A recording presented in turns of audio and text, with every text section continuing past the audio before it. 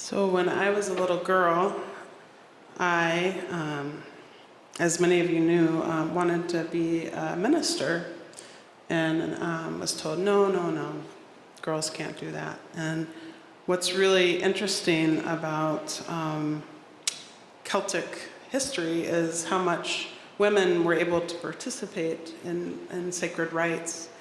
And when I was a UU minister in training, some very helpful people, I put this in quotes, told me that women ministers shouldn't wear dangly big earrings. So I'm wearing big dangly earrings and taking up a little space up here.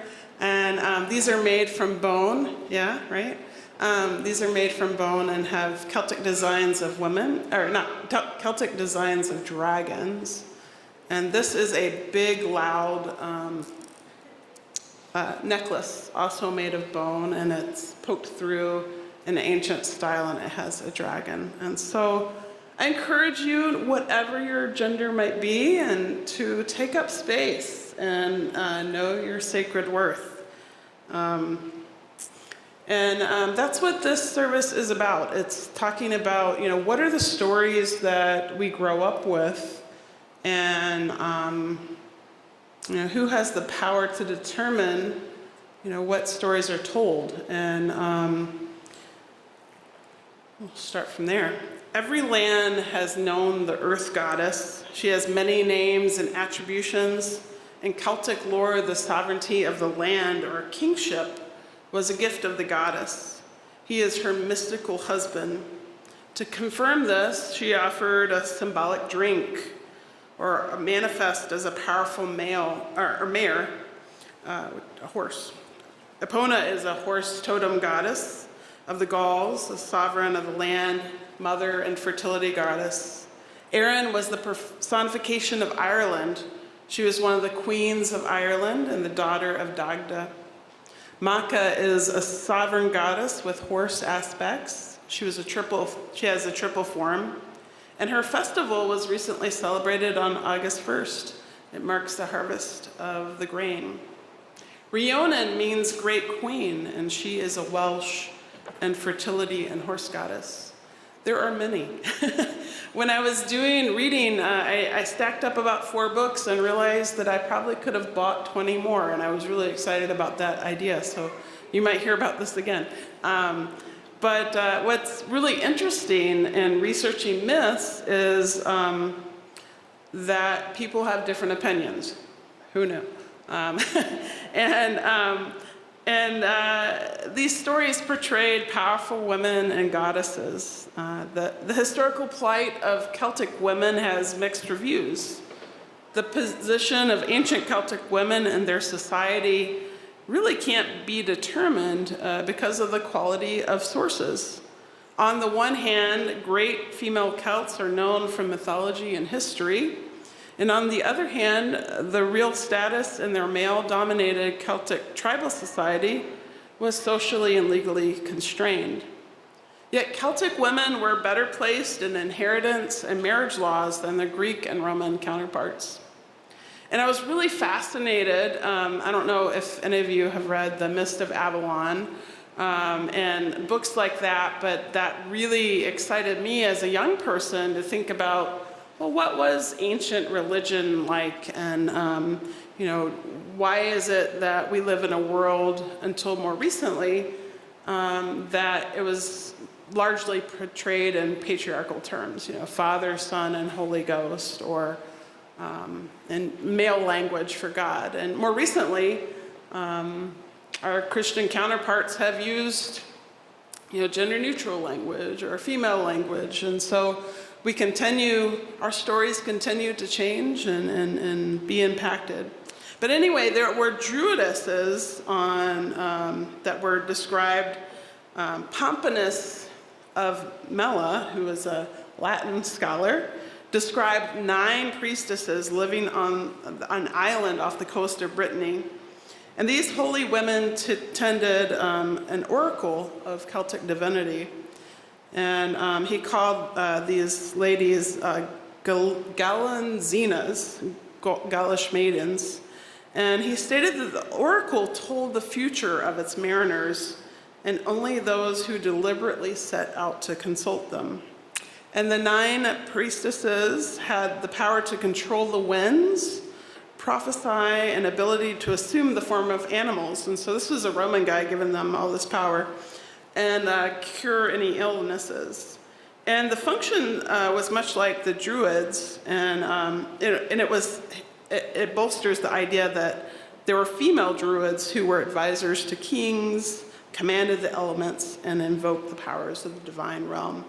And so many of the stories that we rely on were told, just like in the Bible, are told years later, or written by people who have their own agenda. So it's interesting to see why people write things. Social positions of women differed by region and time period.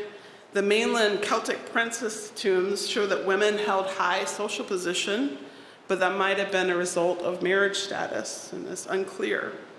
But there are some great stories about powerful women. Onomaris was a Celtic queen. She's estimated to have lived in the 4th century BC. She was honored by the Galatians for her feats. And it sounds like the Greek word that means great, and it also may mean mountain ash, or possibly like a mountain ash or rowan tree. It also suggested river. And so a lot of times when you hear stories, those also have meaning, the names that are given. And the first thing she did was to reorganize her people. There would be no wealthy or privileged among them. And this kind of echoes a little bit of the retelling of the Brigid story that we heard earlier. Everyone brought forward what few goods they possessed and placed them in a common pool for redistribution. She gave each family only the supply of food and animals and weapons they needed for the journey. And the tribe then set out across the Danube River in search of a new home. And also, they only wanted land in which to settle and raise children. They were determined to overcome anyone who stood in their way. Just as Onomaris led the column of immigrants through the forests and swamps, she led them in battles against hostiles. And according to the story, they were peaceful and prosperous, and she ruled in strength and wisdom. So Camelot, and then there's Boudica. How many of you have heard of Boudica? Yeah, strong.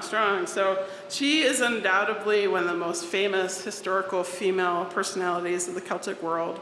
She's from 1st century AD. She was a ruler of people in her own right and accepted as a war leader against the Roman occupation forces and other tribes that joined her. And the Roman historian Tacitus creatively interpreted her speech. There's no way anybody could have heard her speech. But he had a father-in-law that fought on the other side, so for some reason he interpreted her speech this way. I do not come to boast the pride of my ancestry, nor even to recover the plundered wealth of my family. I take the field as an ordinary citizen among you, to assert the cause of liberty, to see justice for my daughters. For the pride and arrogance of Rome, nothing is sacred. All are subject to violation. The old endure the whip, and young girls are raped.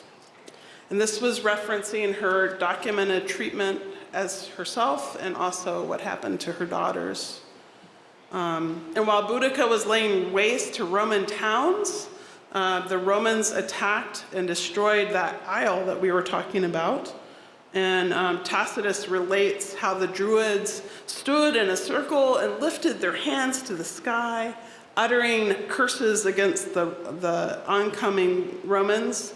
The women among the Druids, said in the style of the old Furies, had robes of deathly black with disheveled hair. They brandished their torches, and the Roman troops stood frozen in awe at the spectacle and endangered themselves, not even knowing to defend themselves.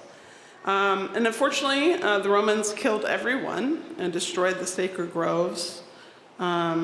But the prominence of women at such a pivotal time concludes that Tacitus wrote about druidesses and that they had roles in society. whether they could raise their hands and do all those things is to be interpreted. But, and also, there was a woman who wrote The Serpent and the Goddess, Women, Religion, and Power in Celtic Ireland. And she said it was the introduction of the Roman version of Christianity that really altered the view of women in Celtic society. The teaching of St. Augustine of Hippo said the woman herself alone is not the image of God, whereas man alone is the image of God. And J.P. Mackey, who wrote about Celtic Christianity, which is a different take on Christianity, said women did occupy a superior place in society. So all this to say, what does this have to do with us today? Well, how many people are determining who has power in our society? Right now, trans women and trans people are being doubted as sacred. Their ability to have power is being doubted and being erased from the sacred story of belonging in our community. And we look at, in our own government, the power of women has diminished greatly with the overturning of Roe versus Wade and Roe versus Wade and other attempts to disenfranchise voters. And so it's not just about religion. It's about who has power and who gets to tell who has sacred worth. And as Unitarian Universalists, we examine what we believe, and we think about the stories that empower us. And what's interesting is that according to the writer J.A. McCullough, Irish mythology points to an early preeminence of the goddess, and even war goddesses were prominent in Ireland, and Celtic gods and heroes were often called after their mothers, not their fathers. Women loom largely in the tales of Irish colonization, and this continues to echo today. And what was really interesting too was, unlike patriarchal constructs where you see Mary being the virginal vessel, sex was good, holy and good. There was no original sin. The children of the goddess of Danu defined sexual roles in ancient society. They were sexually active, and men and women could enjoy sex. What do you know? And if we think about, if sacred spaces tell us that our bodies are good and that we are sexual beings and that's okay, that's a much different idea than, if you think bad thoughts, if you have this kind of sexuality, your bodies are not okay. I mean, it's a totally different view on life. And so this Celtic legacy was interesting to watch in the story of Brigid, and I'll talk a little bit about that. So we think about Brigid, and how many people know about the goddess Brigid? Saint Brigid, maybe a little bit more. So when the Christians movement of Ephesus in AD 431 made Mary officially the mother of God, the Celts turned to her enthusiastically, seeing her as a goddess of fertility, love, and healing. Other Celtic goddesses vied with Mary in the perceptions of the people. Brigid, whose cult was associated, turned into Brigid of Kildare. Brigid then became Mary of Gale, and by the 8th century, the cult of Mary was widespread. The Roman Church eventually turned her from the mother goddess to a passive vessel in which the male god could enter the world. I mean, you went from basically fertility goddess to passive non-power. And so What is the reason for this? I don't know. Who wants to be in power? Who wants to tell the stories? Or maybe they're generally held beliefs, but it echoes down the way. And when I was a young person, I was told, no, you can't be a minister. I was told that Eve tempted Adam, that Mary was, this person who just hung out. And I mean, she was really nice, but she didn't have a lot of power. There weren't any mother goddesses until I studied Greek mythology, and I got really excited. And I used to walk around my backyard and pretend like I was Aphrodite and that flowers were coming from my feet. And then I was like, well, anyway. And I was excited about women saints too, that was really exciting. And Moira of Caldecott said, one of the things I find refreshing in Celtic myth is that women are honored as much for their minds as for their bodies. The whole trope of the dumb blonde would not stand much of a chance in ancient Celtic society. Generally, women were recognized for their minds and their power and their worth. While women did not enjoy full equality with men, neither was the Celtic society a patriarchy. Women could do contracts. They could bear arms. They could become druids. How cool is that? And engage in politics. And if they tired of their husbands, they could divorce. And you might have heard the difference of Celtic Christianity. That Celtic Christianity has a much different flavor than some traditional aspects of Christianity. There's far more equity and gender roles and perceptions of spirituality that God is in everything. You hear a lot about nature and anam cara, which means soul friend. And it's that influence of coming up where women were valued as more equal. In fact, the Roman Church kept telling the Celtic Church to get it together, and they had to come in with power to try and make a change, but they didn't change everything.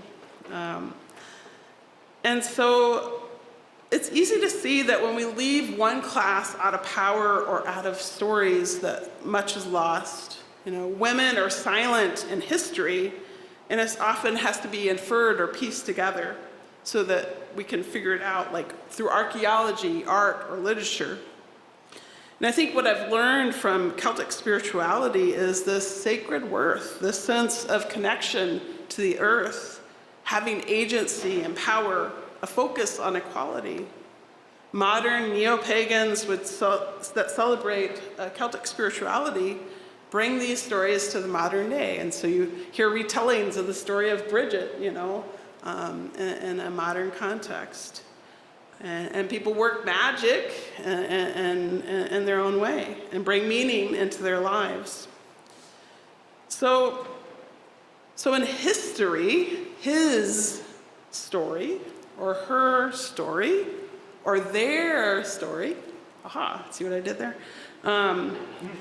How do we reclaim spiritual teachings from the past and make them our own? What can we learn from that and bring it into the future? I would love to see our children brought up on stories that valued their minds and valued their bodies and said, instead of "you're wrong," what can you do, wonderful little person? What can you be?